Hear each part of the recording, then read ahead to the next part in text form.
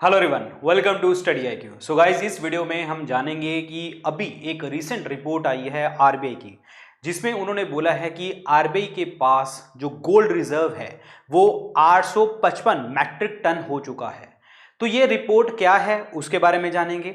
हमारे इंडिया में ये जो 855 मैट्रिक टन है, इंडिया के पास कितना है और इंडिया ने बाहर कितना रिजर्व करके रखा हुआ है, इंडिया की पोजीशन ग्लोबल लेवल के ऊपर क्या आती है और आरबीआई गोल्ड रिजर्व करता क्यों है, उसके रीजन क्या हैं, और साथ के साथ जो है आपके आरबीआई के फॉरेन एक्सचेंज रिजर्व में कौन कौन सी चीजें आती हैं, ये सारी चीजें हम इस लेक्चर में जानेंगे। और प्लस एक आपके लिए एमसीक्यूज रहेगा, जैसे हम पहले भी डिस्कस करते हैं कि एक एमसीक्यू मैं आपको देता हूं और आपको उसका आंसर जवाब कमेंट सेक्शन में देना होता है, जो वीडियो के लास्ट में होता है। तो स्टार्ट करते हैं आज का लेक्चर, और इस वीडियो को लेके आ रहा हूं मैं, मेरा नाम है डॉक्टर विपन गोयल। तो बढ़ते हैं जी आगे।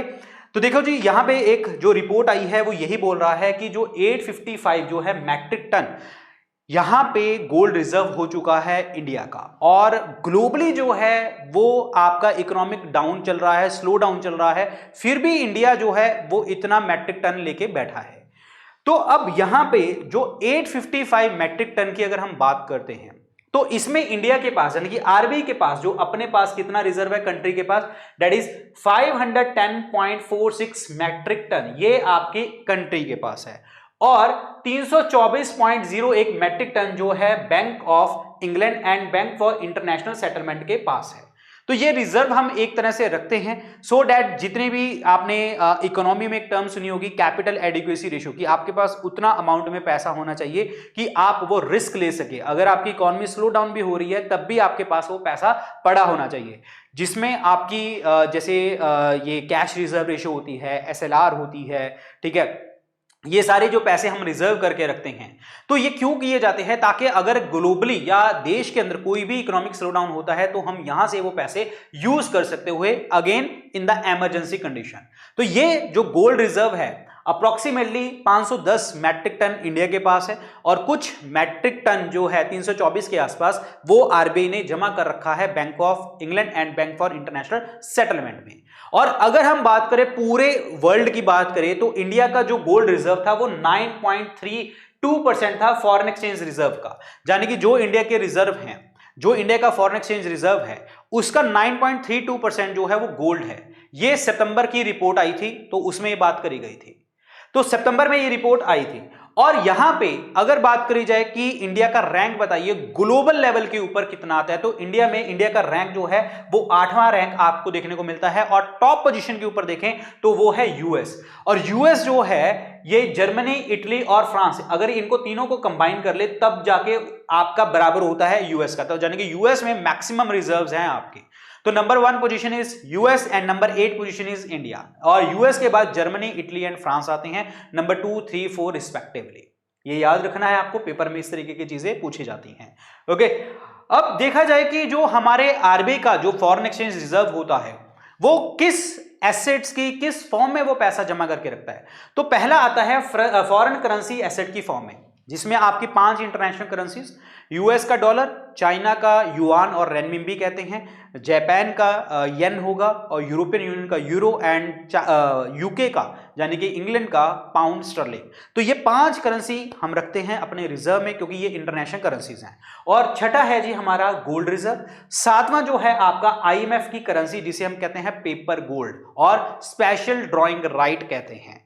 तो ये रिजर्व जो है आरबीआई रखता क्यों है, या फिर आरबीआई गोल्ड रिजर्व के पीछे क्यों पड़ा हुआ है कि गोल्ड रिजर्व रखना है, इसके रीजन क्या है। बहुत सारे रीजन हैं इसके, जैसे कि अगर हम बात करें मॉनेटरी स्टेबिलिटी, आपको पता है जो गोल्ड है, गोल्ड की कुछ वैल्यू है, तो ऑब्वियसली बात है मॉनेटरी स्टेबिलिटी बना के वो हमारे देश में रखेगा। दूसरा है करेंसी सपोर्ट। करेंसी सपोर्ट कैसे, क्योंकि गोल्ड जो है वो सबसे ज्यादा, अगर मैं लेट सपोज कि अगर हम आपसे पेपर में पूछा जाए कि सबसे ज्यादा एक्सचेंजेबल आइटम कौन सी है, जब आपसे ये पूछा जाए हाईली मोस्ट लिक्विड एसेट कौन सा है, देखो सबसे ज्यादा मोस्ट लिक्विड एसेट तो कैश ही है। कैश अगर आपके पास 500 रुपए का है तो आपको खुले जल्दी जल्दी मिल जाएंगे।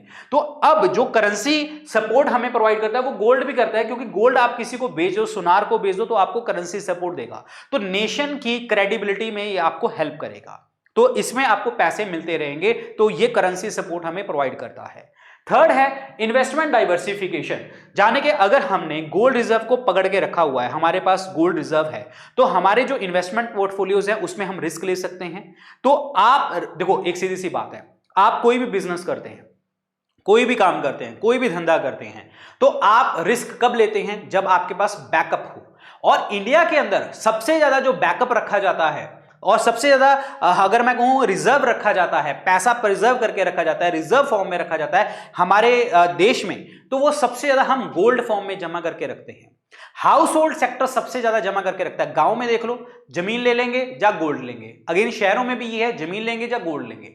मैक्सिमम गोल्ड की तरफ जाते हैं क्योंकि ये लोगों को बहुत आसान तरीका लगता है, क्योंकि जमीन बिके ना बिके लेकिन गोल्ड तो बिक जाएगा भाई, कहीं सुनार की दुकान पे जाके बेच दो। तो ऑब्वियसली बात है इन्वेस्टमेंट डाइवर्सिफिकेशन का चांसेस बढ़ जाएंगे, करेंसी सपोर्ट हमें प्रोवाइड करेगा।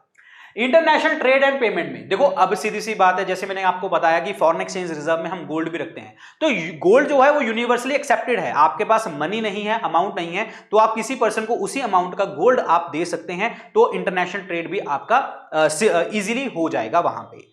और एक चीज और है कि जब हम गोल्ड को रिजर्व रखते हैं हमारे देश के अंदर, आरबीआई रखती है, तो वो आपको फॉरेन ट्रेड और इन्वेस्टमेंट में प्रमोशन प्रोवाइड करती है, यानी कि एफडी वगैरह या एफआईआई वगैरह देश में अच्छे होगी, क्योंकि उनको पता लगेगा कि हाँ इस देश का रिजर्व इतना ज्यादा है, सेल्फ रिलायंट पीपल हैं, तो इतनी कोई दिक्कत आने वाली नहीं है हमें यहां पे।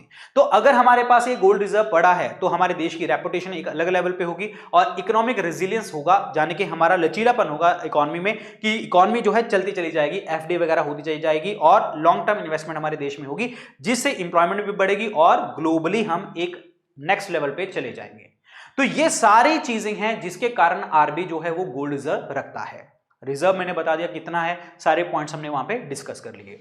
ओके, सो ये अब आपका एक क्वेश्चन है, आप मुझे कमेंट सेक्शन में इसका आंसर लिख के बताएंगे कि जो आरबीआई है, आरबीआई की जो इंपॉर्टेंट पब्लिकेशंस होती हैं इनमें से कौन सी हैं?